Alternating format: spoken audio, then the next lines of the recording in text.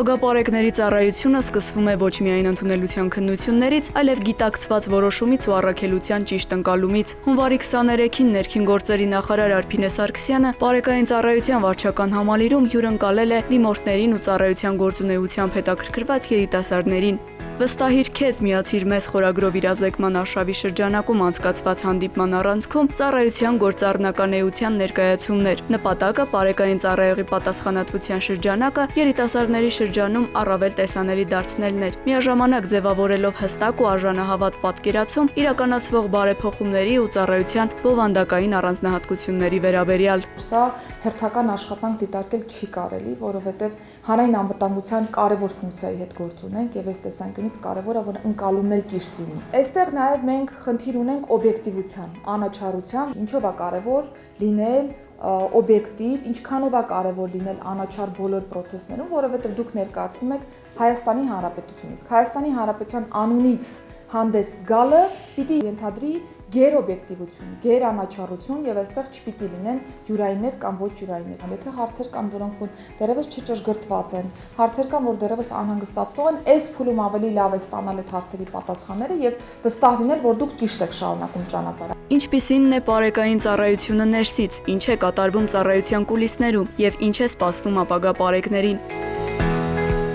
Ներքին գործերի նախարարի եւ երիտասարդների հանդիպումը շարունակվել է շրջայցով ու անմիջական բաց երկխոսությամբ։ Երիտասարդները հնարավորություն են ունեցել շրջելու պարեկային ծառայության վարչական համալիրում, ծանոթանալու ծառայության նյութատեխնիկական բազային, ավտոպարկին, շենքային պայմաններին ու աշխատանքային հարմարություններին։ Առանձին դեպքերի օրինակով նրանց է ներկայացվել յուրաքանչյուր սարքավորման ու տեխնիկական միջոցի կիրառման անհրաժեշտությունն ու արդյունավետությունը։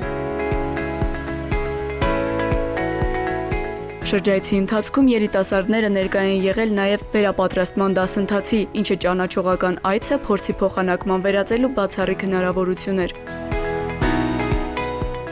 Հաջորդ կանգառը հրաձգարանն էր։ Երիտասարդները ծանոթացել են զենքից օգտվելու անվտանգության կանոններին ու սպառազինության տեխնիկական բնութագրերին, հետևել կրակային պատրաստության ընթացքին։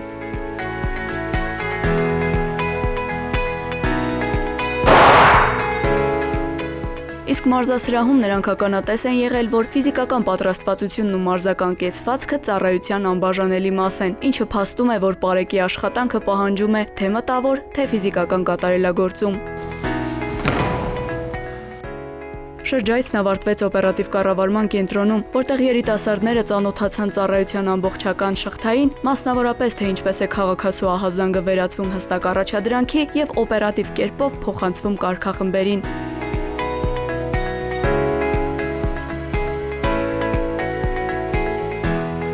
Հանդիպումը համակարգին ծանոթանալու եւ իրավապահի պատասխանատվությունը պատշաճ ընկալելու գործնական հնարավորություն էր։ Այն վերստին փաստեց, որ պարեկային ծառայողի ուղին սկսվում է գիտակցված որոշումից եւ միտված է բացառապես հանրային անվտանգության ապահովմանը։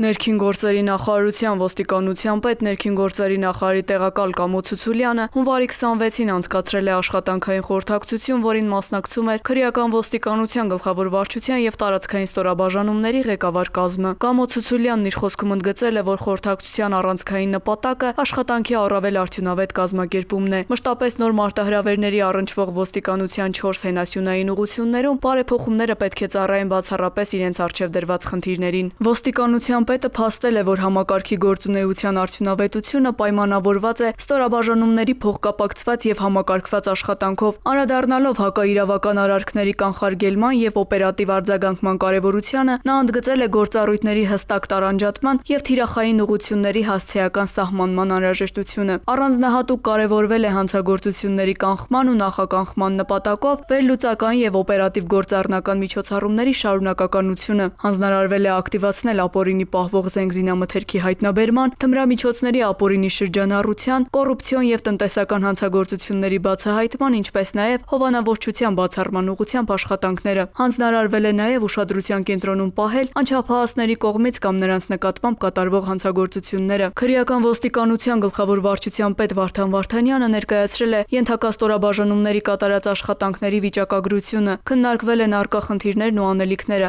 կարևորվել է բոլոր օղակներում կատարողական կարգապահության բարձր մակարդակի ապահովման անհրաժեշտությունը։ Ավարտին ոստիկանության պետը հորդորել է ցուցաբերել բարձր նախաձեռնողականություն եւ համագործակցային մոտեցում, ընդգծելով, որ տարածքային ստորաբաժանումներն ամենամոտն են կանգնած լոկալ խնդիրներին, ուստի պետք է ներկայացնեն անվտանգության մակարդակի բարձրացման ուղղված գործուն լուծումներ։ 112 բարև ձեզ, լսում եմ։ 112 լսում եմ ձեզ։ Քաղաքը նշեք։ Բարի շնորհակալություն, ընդունած։ Ահազանգ ունենք քաղաքացուն օգնություն անհրաժեշտ Մաշտոցի փողոցայում։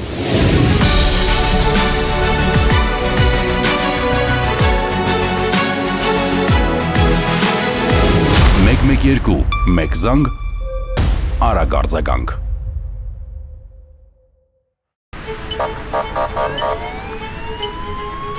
Խնդրեմ, ծանոթացեք, ստորագրեք։ Իսկ ես կարող եմ բարեկ դառնալ։ Երևի։ Իսկ տարիքային սահմանափակում կա։ 18 տարեկանից սկսած։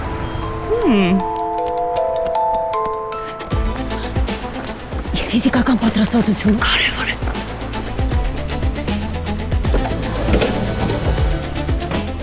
Իսկ վարորդական իրավունքը պարտադիր է։ Պարտադիր է։ Իսկ եթե չունեք, ժամանակ կտանք, սովորեք եւ ձեռք կբերեք։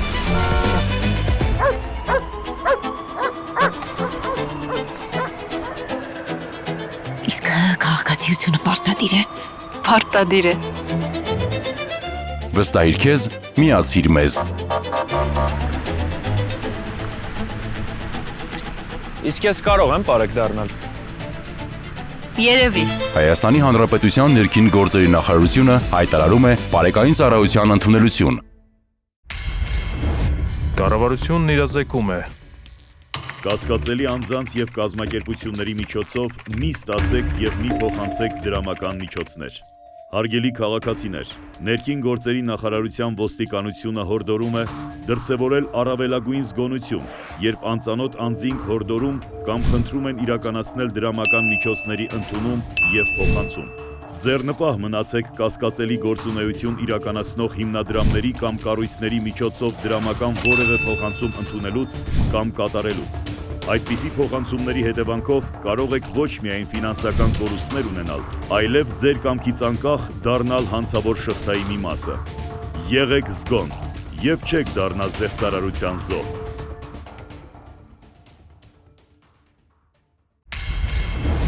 Կառավարությունն իրազեկում է։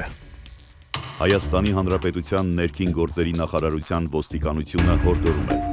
Հարգելի քաղաքացիներ, որևէ պատրվակով անծանոթ անձանց մի տրամադրեք անձնագրային եւ բանկային տվյալներ։ Մի փոխանցեք նաեւ համացանցի տարբեր հարթակներում գրանցված ձեր անհատական հաշիվների մուտքանունները, գաղտնաբառերը եւ SMS ծանուցմամբ ստացված մեկանգամյա կոդերը։